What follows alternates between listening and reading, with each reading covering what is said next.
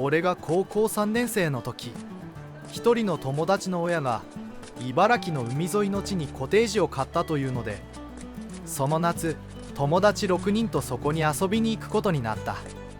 常磐線からローカル私鉄に乗り継ぎ、駅に降り立つと駅前の小さなスーパーで5日分の食料を買い込んだ。そしてタクシーで30分ほど走ってようやくコテージまでたどり着いた。当時その周辺には商店一軒もないようなところであった。コテージは10坪にも満たない大きさであったが、俺たちは開放感に包まれ、みんながはしゃいでいた。到着したのが昼をかなり過ぎていた時間にもかかわらず、早速海に出向いて楽しい時間を過ごした。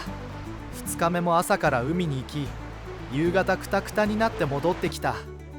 コテージには電話はなかったが、電気は通っており、テレビをつけてみんなでぼんやりとテレビを眺めていた。その時飛び込んできたのが、日航機123便が御巣鷹山に墜落したニュースであった。ただこれは記憶に強く残っていたものの、この話とは関係ないのでこれ以上は割愛する。興味深くニュースを見ていた俺たちも疲れからいつしか寝てしまい、3日目の朝が来た。その日は朝からだるく、海に出向いたのは昼過ぎであった。そして早めに切り上げてコテージへと帰った。日が暮れると花火をしたり、近くの森に忍び込んだりして遊んでいたが、じきに飽きてしまい、明日は朝から海に行こうということで早寝をすることになった。適当に布団に寝転がり、取り留めのない話をして眠りを誘っていると、なんか音がしないかとつぶやいた。音なんかしてねえよ。ああ、聞こえねえな。と 2,3 人は否定したが、リースケは聞こえると言って譲らない。シーヤが聞こえる。外で音がする。と言い出した。草の上を滑るような音だ。おい、脅かすなよ。と言いながら、その他の者は耳を澄ませた。辺りを静けさが包む。聞こえるな、確かに。誰かがぽつりとつぶやいた。この時点では俺には何も聞こえていない。ただかすかな風が草木を揺らす音が聞こえているだけだった。まだ聞こえるのか？俺は誰ともなく聞いてみた。聞こえる。その時ドアかその辺りで叩くような鈍い音が聞こえた。全員がビクリとして上半身を起こしたのだから、みんなが聞こえたのであろう。おい、鍵閉まってるだろうな。慌ててドアの近くに寝ていたやつが確認する。閉まってる。どことなく安堵のため息が漏れた。泥棒なのかという疑問があった。当然誰も似たようなことを思っていただろう。コテージの持ち主であるエイジがどこからか棒切れを出してきた。ドアを叩くような鈍い音はそれっきりしない。しかし誰にも緊張が走る。絶対なんかが草の上張ってるぞ。リースケが言う。誰かが明かりをつけた。いくらかほっとした空気が流れる。おい、誰か見てこいよ。エイジが言う。誰も反応しない。テレビつけようぜ。テレビの画面が明るくなり、音声が聞こえ始める。時刻は0時を回っていた。このまま寝ようという意見にみんながいやおうなく賛成し、高々とした部屋で布団に転がった。当時は終夜放送はほとんど行われていなかったが、この夜は前日の飛行機事故の情報を流していて、砂嵐画面は回避できた。音に関することはこの後誰も口にせず、いつしか眠りについていた。朝になり外に出てみると、コテージの周りの草が幅1メートルくらいにわたって広範囲に倒れていた。しかも倒れた草は白っぽく変色している。いや、変色しているというより、色が抜けたという方が正しいかと思う。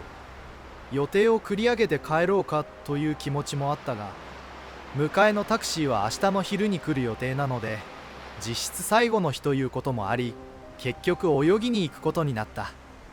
前述の通り電話はなく、当時は携帯もなかったので、連絡を取るためには1時間近くも歩いた商店に行くしかなかったのである。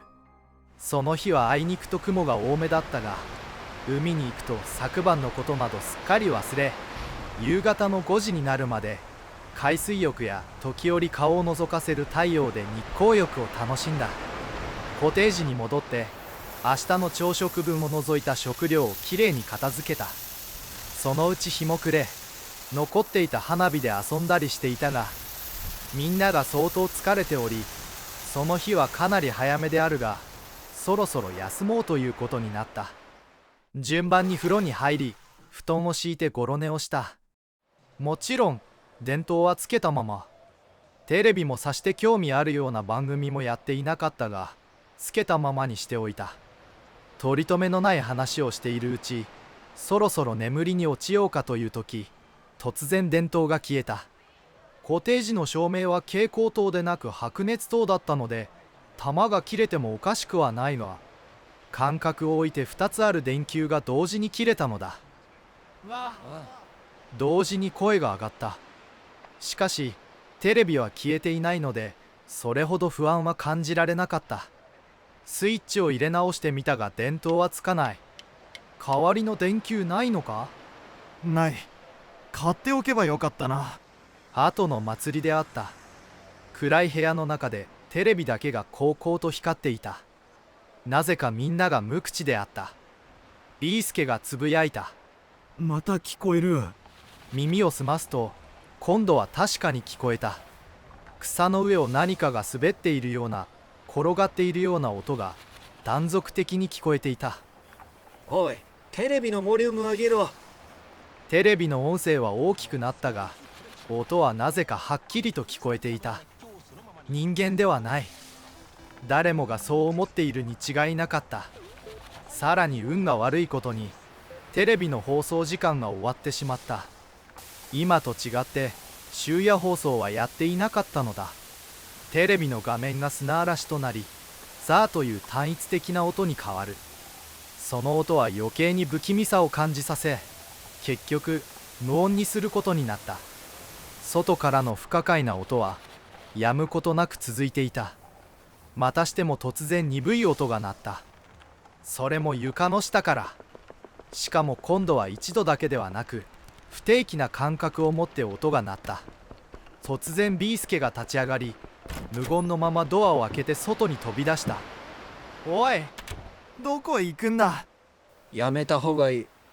口々に叫んだが、ビースケは振り返りもせずに外へ出て行ってしまった。扉が閉まる音だけが虚しく響いた。刻々と時間は過ぎていった。ビースケは戻ってこない。様子見に行った方がいいんじゃないか。その時音は鳴り止んでいた。かすかに風の音が聞こえるのみ。懐中電灯を持って残った5人で外へ出た。ドアから10メートルくらい離れたところにビースケは座り込んでいた。近づいてみると、彼はなぜだか座り込んだまま頭を左右に小刻みに揺らしていた。2人で両脇を抱え込み、無理やり立たせてコテージに連れ戻したが、彼は何も言わず、ただ頭を揺らし続けていた。何があったんだ？どうしたんだよ。何を聞いてもただ頭を揺らし続けるだけだった。気がつけば外ではまたあの音が聞こえていた。言い知れぬ恐怖がみんなを襲った。ふざけんな。エイジは吐き捨てるように言うと、棒切れと懐中電灯を持って外に出て行った。シーヤと他2人が後を追った。俺ともう1人はビースケのそばについてやることになった。外でエイジの叫び声が上がった。うわ何事かと思い、俺はもう一人にビースケの介抱を任せて外に出ようとした。ドアを開けた時、シーヤが戻ってきた。顔色はなかった。どうしたんだ？シーヤは答えることもなく、その場にがっくりと座り込んでしまった。俺はたまらず外へと飛び出した。数メートル行った時、俺は思わず声を上げた。小さな人間が2、30センチの小人数人が出汁のようなものを引いている。